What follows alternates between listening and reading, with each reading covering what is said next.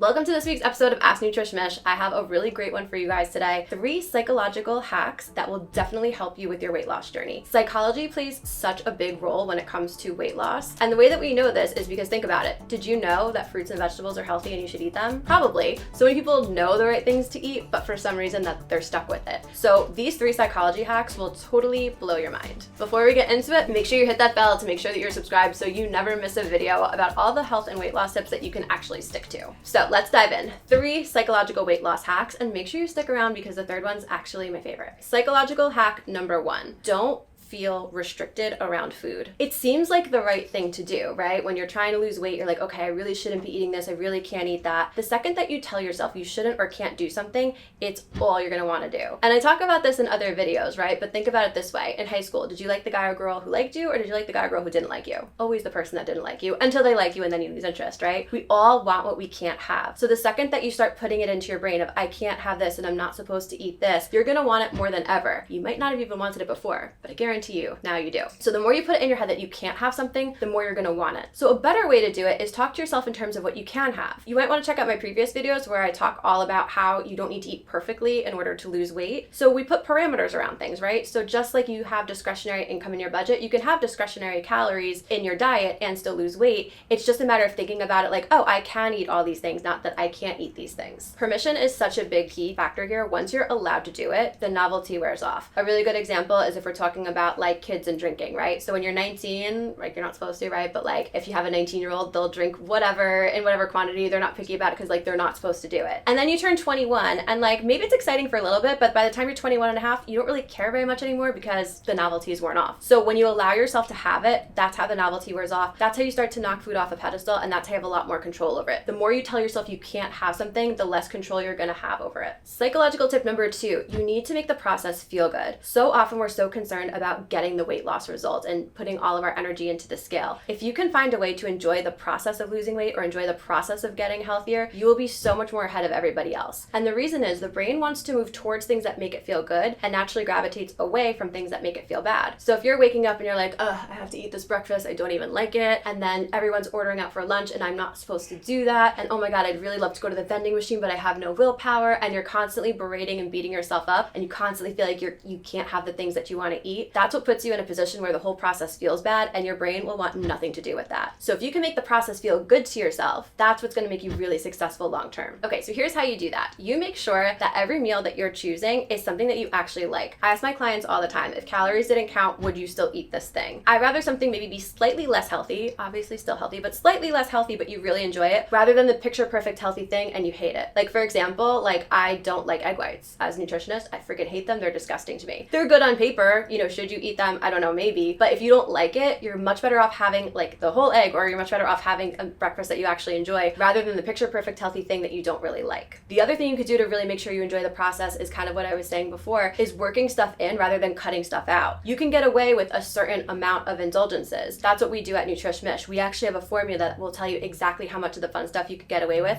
and still lose weight. So when our clients are like, oh my god, I'm dying for chocolate, what can I have as a chocolate substitution? I just tell them to have the chocolate. I'd much rather you learn to work stuff in rather than cut them out. Makes the process so much more enjoyable. And the third tip to really make sure that you're enjoying the process is make sure that you're celebrating all the little things and all the little accomplishments that you're doing. So often we're so stuck on the scale that we lose sight of like all these really amazing changes that we're doing. I had a client come in recently and she just went through something really crazy in her life, and she didn't handle it perfectly, but she handled it so much better than she ever would have that she was so proud of herself for that, and that made the process feel good. It created positive momentum so that she can kind of like continue on her journey and feel really good about herself rather than beating herself up that it wasn't perfect. Psychological hack number 3. Treat this whole thing like a big experiment. There's a big difference between somebody who goes into this being like, I need to follow the bouncing ball and I need to do everything perfectly and I need to hit all these marks, because you're not going to do that every single time. It's unrealistic. If you're really truly losing weight, you're developing new skills, right? Skills take time. You're practicing new skills. You're developing new pathways in your brain. You're changing behaviors. All that stuff takes time. So like when somebody comes in to see us, they might want to skip a bad week if they're used to dieting, right? What they would consider a bad week. I love when our clients have what they would consider a bad week, because that's when we find all the the pitfalls. That's when we can kind of plug all the holes up in their system, right? So if you're looking at it as like, oh my God, maybe I didn't lose weight this week, I don't want to come in for my session, I'm looking at it as like, look, if you weren't going to have pitfalls, you wouldn't need to be here. So let's find them all early and plug them up and learn something from them. It's sort of like Monday morning quarterbacking, right? If you're on a football team, Monday, you watch the tape back and you learn. If you didn't do that, it's such a missed opportunity. And it's the same thing with this. You're not going to execute perfectly. But if you don't put that pressure on yourself where you have to execute perfectly and you're like, you know what, some things are going to work, we're just going to keep and build off of those. Some things aren't, but I'm going to come into my appointment and we're going to find all these little tricks or hacks, or I'm going to be paying attention and not beating myself up, and I'll find all these little tricks or hacks. That's when you're really going to develop these skills a lot faster. So for example, I had somebody come in and she, for some reason, every other day was stopping at, 7-Eleven and she was getting an ice cream sandwich or something, and she was really beating herself up about it. But we were looking, and then we noticed, we were like, what's interesting is every time that you do that, you're having a sandwich for lunch. When you have this other thing for lunch, you're not doing that. Do you like sandwiches? And she was like, no, I don't really love them. I'm not really satisfied by them. So that was a great opportunity to realize the problem wasn't that she was stopping for ice cream sandwiches. The problem was that she wasn't really satisfied for lunch, which if we weren't looking at the whole picture and looking at where the pitfalls were, we never would have spotted that. So it's such a great opportunity when